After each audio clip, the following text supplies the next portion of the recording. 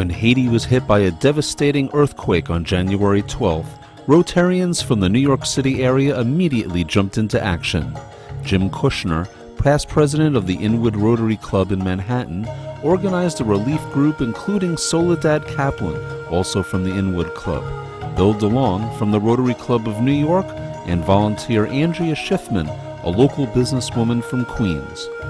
Together, they flew down to join Todd Shea, founder of the Comprehensive Disaster Relief Services, who had already set up a base outside of Port-au-Prince. Here is their story. I had no idea what to expect. You know, I'd seen some images on TV, I'd heard about some of the facts on the radio, but you just can't imagine yourself actually being there and what you're going to see. But we did have to drive with our truck through one of the areas that had been quite severely hit. And that's where we really did start to see a lot of people out on the street, a lot of buildings that were half rubble or completely flattened. It was the next morning when we came down to the camp that was just where you could really see it, and you really saw what the effect of the earthquake was. Everyone out in the street, nobody was staying in their building anymore. Even people who had a house that remained standing, they didn't want to enter into their houses. They thought, you know, they'd be sure to fall down. There were still aftershocks. The morning after we arrived, there was a big aftershock. The neighbors next door just started screaming and screaming. And we all ran out and found out nothing had actually happened, but people were felt so unsafe. They knew that it wasn't safe to be inside their homes. And that's what we saw in the streets too. A lot of structures were still standing, but everybody was sleeping outside. Everybody was outside of their homes. And then of course there were the tent cities.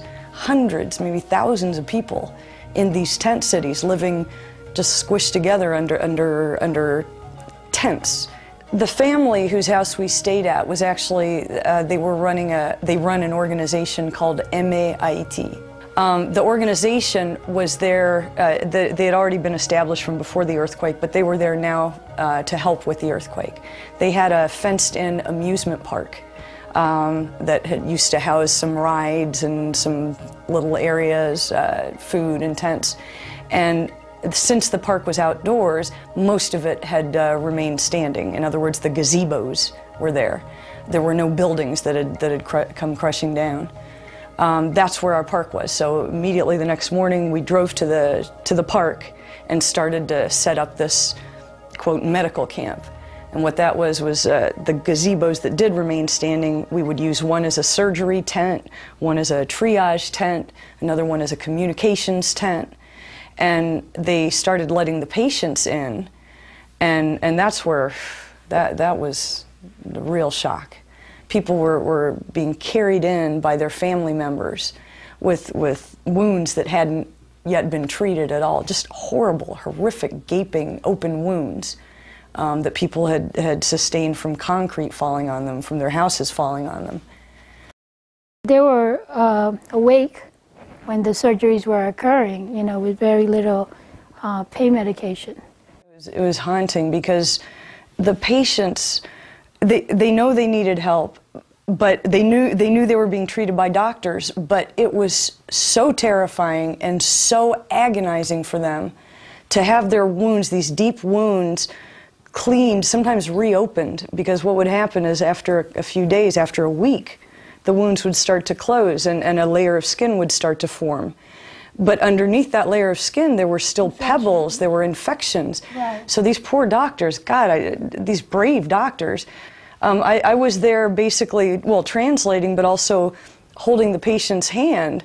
And I've never felt such a strong, I just wanted them to feel better. You know, how can you do that? How can you just, so I would tell them, breathe, just breathe. You know, I have no medical background, but the patients didn't know that, and I didn't want to give them the wrong instructions, so I would say breathe, just breathe, and they'd look at me and then try to breathe. You know what was the greatest thing is the smiles afterwards, and the people that were, the Haitian people that were in the camp volunteering, just waiting for food and were just there waiting for work.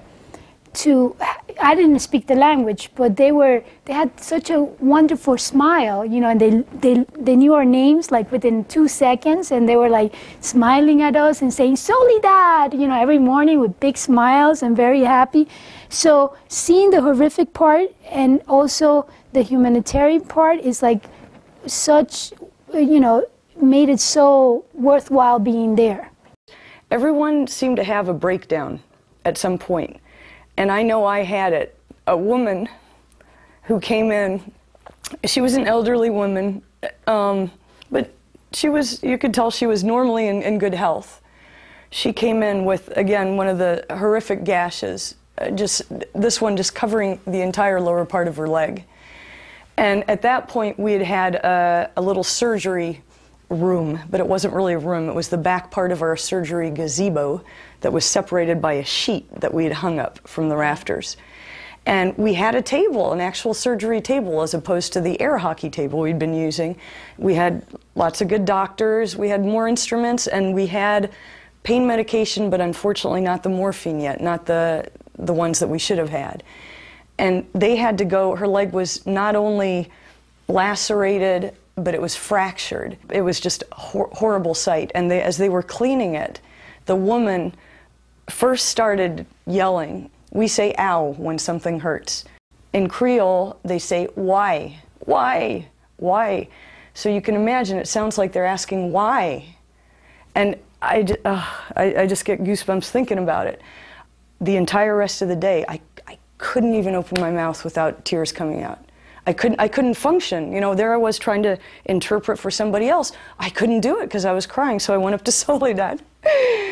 And I said, Soledad, I can't stop crying. What can I do? As soon as I started to get emotional, I would go on the side and try, you know, oh, and wear sunglasses. I told you to wear those. You're saying, she's like, use those sunglasses, you know. They're important because you could hide your tears. The shelter boxes arrived on Saturday. They were incredible because they helped house the doctors, and then we could use them to, if the patients needed to stay and be followed up until the next day, they were staying in the shelter box. You know, they were used as, they were doing surgeries in them as well, right? Yeah, in 2 or 3 they were doing surgery, and also they were good to keep the patients from the sun. So there was nothing in the box that the people couldn't use. Okay, I felt very proud to be in Haiti representing the Rotary Club of Inwood, knowing Jim Kushner, who started the Rotary Club in Inwood and who was so motivated to provide services in Haiti. It makes me proud to be a Rotarian. I'm glad I had this time to speak a little bit about my experiences in Haiti. Nothing could have prepared me for what I actually saw, for what I actually experienced. And I want people to know that, you know, thank God for groups like the Rotary Club, like CDRS, that are full of people like myself that care but want to go and help also. And most importantly, it's not over yet. Don't forget, Haiti is still there and still needs your help.